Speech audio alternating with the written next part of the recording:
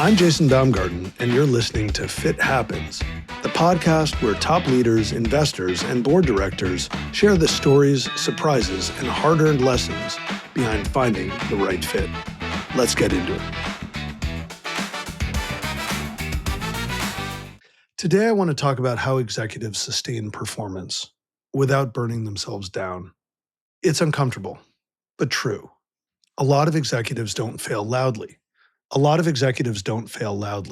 They fail quietly. They fail in the role. They mostly hit their targets. They publish on LinkedIn or Facebook. But privately, they're depleted. They're a little short-tempered, a tad numb, maybe not sleeping so well, making more reactive decisions, and carrying a lot of weight alone. And here's why this matters and why we should care. One, if you're in the role, it's not a great place to be. But two, if you're working for a CEO or you're an investor, when you're depleted, your judgment changes. You don't just lose energy, but you lose patience, you lose range. You stop seeing options and you stop thinking about the midterm or the long term. You're kind of operating in the here and now. If there's ever a time when you need a little more range and a little more vision, it's a time like now where we have enormous uncertainty from so many dimensions. So we need CEOs who have patience and range and optionality and perspective. And in senior roles, again, this isn't just a personal issue of how you feel, it's an organizational risk. The CEO research is blunt. Nearly a quarter of CEOs report feeling burnt out daily or frequently, and almost half say occasionally. The reality is that this fatigue impacts decisions and risks turnover pressure. So today, we're not doing a wellness episode, but we are doing a performance episode. So how do you develop more sustainable performance when you're in a leadership role? And on Fit Happens, we talk about fit as a multiplier. So here's the question for today, the very fit question. Does your role and the way you're leading it fit a human being? More importantly, does it fit you? Because sustainable high performance is not a personality trait. It's not about having willpower or being tougher. It's actually about a system. It's about a team. It's about how you are operating with all of the resources around you. Now, at some points in a career, you have all the weight of the world and almost none of the resources when you're in the first years of a startup or a turnaround. But even in those moments, always thinking about the system around you can help you feel a little less burnt out and a little less like the world is on your shoulders. And if you don't build that system, the role will build one for you. It just will unfortunately be one that isn't what you want it to be. It'll be built on a hero mentality of urgency and adrenaline and erosion. And at the end of the day, it'll take everything it can from you. So let's think about a simple model of sustainable high performance, 4 levers. You have your capacity, the fuel, the energy, the time you actually have. The second is your cadence, the rhythm that you operate on and that you link the data, the team, the metrics to. The third are what constraints you have for yourself, for your team, for your organization. And then finally, the crew. I don't always use the word crew, but I wanted a 4C model, so there you go. But the crew is your team, the system that makes sure that your team is not letting you be the bottleneck. And if you want high performance without self-destruction, you have to manage all of these. Not perfectly every day, but consistently. How are you addressing your own capacity, your time, your talent, your energy, the cadence of how you operate with everything around you, not just the people, but the systems, the data, the tools, the constraints, what boundaries are you putting on yourself and everything around you, and then the team, which increasingly is such an important part of how we think about performance at Fit Happens.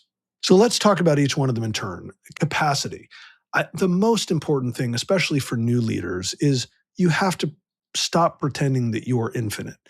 I love it when people say, I only sleep 4 hours a night. I work every day of the week. The reality is, this is a dangerous path. You can't operate on the model that if you just get through the current backlog, it'll get easier. Because sometimes it does, but often it doesn't. Capacity is not a mindset of I'll make more. It's a reality of finite. So the executive upgrade, the talent upgrade is not how do I do more, but about how do I do what only I can do and how do I get the system and the team around me to do more collectively. Write down activities that only you can do. For a CEO, it might be communicating the strategic direction or the narrative. But even that, you might find that you don't really need to be the only one to do it. It might be about feeding the top team, building them, evaluating them, nurturing them. But again, you might find that that's true of some of the top team and that some of them might take that better from someone else. It might be about aligning the board or the capital strategy. But again, you might find that these things can be done in partnership with others or in some cases by someone altogether, not you. If you're a C suite leader, it might be about designing a great functional strategy or understanding how to manage trade offs with peers or designing your operating system. But for all of these questions, treat everything as negotiable and be a hard negotiator. Because it turns out that high performers don't just add more, they actually do less, but they do those fewer things better on purpose. They don't just do the thing reactively that comes at them. They get really crisp at what they're excellent at, what their context needs them to be doing, and then marrying the two to do great things. So ask yourself what only you can do, not just because of your role, but who you are and the context you're operating in. For cadence, often your calendar tells the truth. I always ask CEOs what your intention is. What do you want to spend your time on? And they'll always talk about long range planning and strategy. And then I'll ask them, well, what did your 2 weeks look like? And what I find is that most of them have an enormous amount of time built around the reaction to others inside the organization and outside. And it turns out we're all training people to create emergencies so that we can jump in and be effective. And let's be honest, sometimes that feels really good. We're jumping in to help, we're saving the day. It turns out that sustainability requires a little more rhythm because things are going to happen that are outside of your control anyhow. But having that cadence reduces the surprises and actually does increase your control. So, one of the things to think about is what is your cadence? What does your calendar tell you about your cadence? A great exercise is print out every day for 2 to 3 weeks minimum of non exceptional weeks, right? If you're on vacation, don't print that week out. If you had a board meeting, don't print that week out. But if it was a normal week, a run of the mill week, a typical week, print that out, print 2 or 3. They can be in order or they can be picked at random throughout the year. But the point is, do a time audit of how you're not only spending your time, but how are you managing the cadence of your time? Are you doing weekly reviews, monthly reviews, quarterly reviews? And as you think about the world we're in, we've all been trained to do things on a certain cadence. We have 3 year strategy planning, annual budgeting, quarterly reporting, monthly roll ups, weekly stand ups. But in today's environment where things are changing a tad faster, where you can ship product, change partnerships, reinvent marketing campaigns much faster, think about whether that cadence is well suited to the environment you're in. The other piece is what is your recovery cadence? Do you take time for yourself? Not just a fantasy vacation where you work from the beach and people occasionally hand you a cocktail or you occasionally say something to your kids, but a real protected block, not just for rest time, but for deep work, for perspective, for thinking. If you don't schedule those, you're not too busy. You're actually operating without the oxygen to fuel what you alone can do as a leader, which is to think about what's coming next. So as you think about that cadence, think about the recovery cadence, not just the operating cadence. So capacity and cadence are two very important pillars. The third are constraints. This is where people get uncomfortable. They think about it like a weakness. They aren't. Constraints are actually discipline. They're strategic discipline because constraints separate leaders that can sustain from collapsing leaders or leaders who are operating on the edge. And we've all watched those meltdown moments where a leader just gets pushed a little too far and says something they regret in a team meeting or in a public relations setting or in an analyst call. So, a few things. Constraint A is, when do you not want to have meetings? Constraint B is, what decisions do you not want to come to you? Constraint C is ways to block communication so you are not always on call and available. These sound harsh. Shouldn't you be always on, always ready to take a decision and jumping in and out of meetings like the invisible man walking between walls? The reality is no. You need time to do the work of a leader. You need time to not take every decision, or your team isn't learning what decisions to take. Um, you also need communication boundaries so people can't beat down your door. This is true of CEOs, but it's also true of early stage leaders. Now, that doesn't mean to be unapproachable, delegating every decision and unavailable for any conversation, but it's about setting those boundaries that are appropriate for the role you're in and the context you're in. I've worked with CEOs staging massive complex turnarounds that decide that they're going to have their weekly stand-up cadence on Sundays so the executive team can prepare for the week ahead for everyone else. But they also make sure they have some time to think before those meetings and ensure that they can prepare, if you're the CEO, for your executive team coming in on Sunday. And remember, not every request is your problem. You might sit there and say, are these actually decisions that are moving the mantle or the mandate? Are they things we need to decide on? Or are they actually just kind of trivial decisions that are floating around because somebody feels like they need to make a decision? When in fact, the best thing you can do is say, I don't think that's very important.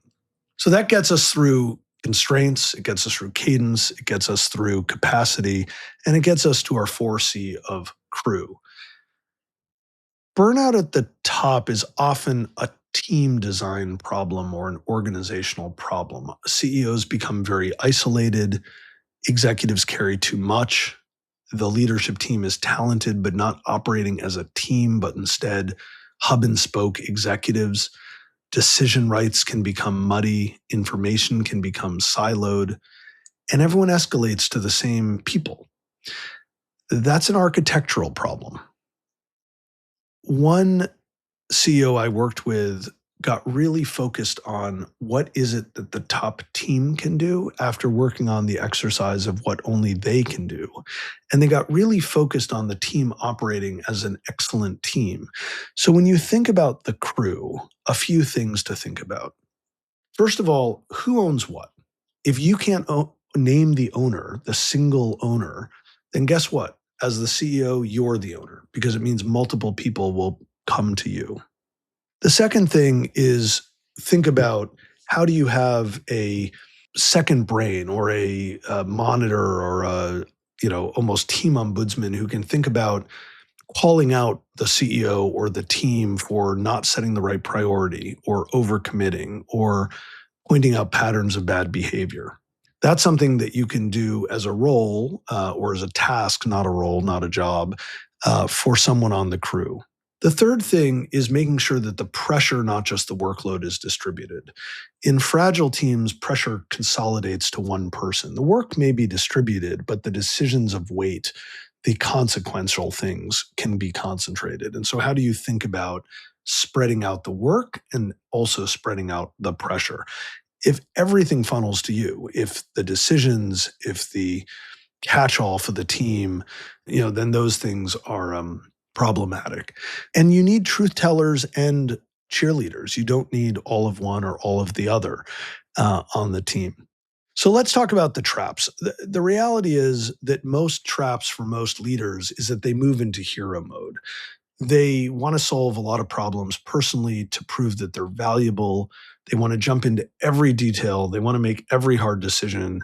They're always on. And that's great up until either you break physically, you break mentally, or you just start making bad decisions because you're not actually in command of all the decisions and context you think you are. It also trains the team to stop thinking because guess what? You're going to do it for them. And it trains you to stop setting any limits. So you do become indispensable until you are totally unsustainable. So if your leadership identity requires you to suffer, it's probably not good leadership. If you start every meeting with how busy you are, it's not good leadership. If you define roles as just get some stuff off my plate, it's not good leadership. It's actually self-harm with better branding. So I recommend a 7-day reset. Get some high performance with a lower tax on you. So day one, write your mandate in one sentence. What are you hired to do this year, really?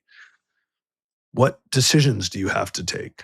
2, audit your calendar for things that are sucking your energy where you don't have to be there, where you're present but not essential, where decisions are unclear, because meetings exist simply because they've always existed. Cancel things, shorten them, delay them, or just don't be involved, worst case.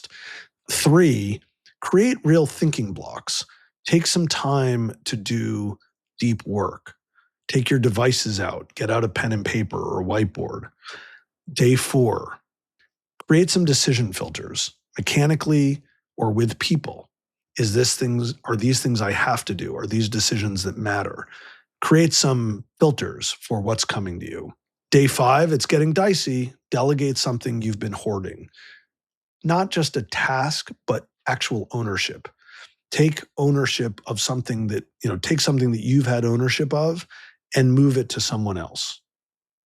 Day 6, think about load sharing with your team. Talk about how to distribute the pressure, distribute things that are weighing on you to others, and to get people thinking like owners, not passengers, thinking like the CEO.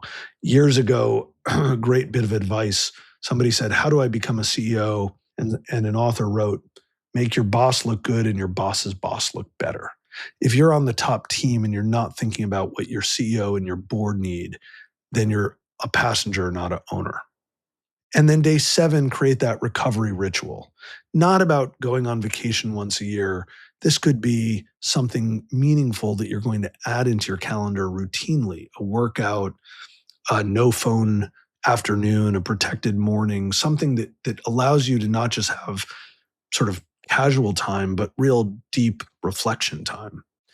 And again, the goal isn't work-life balance or a perfect lifestyle. You've signed up for something hard called leadership. And the trick is just making it more sustainable. So the deeper point is that fit is not just about the role, the skill, the context. It's also about how you as a human work.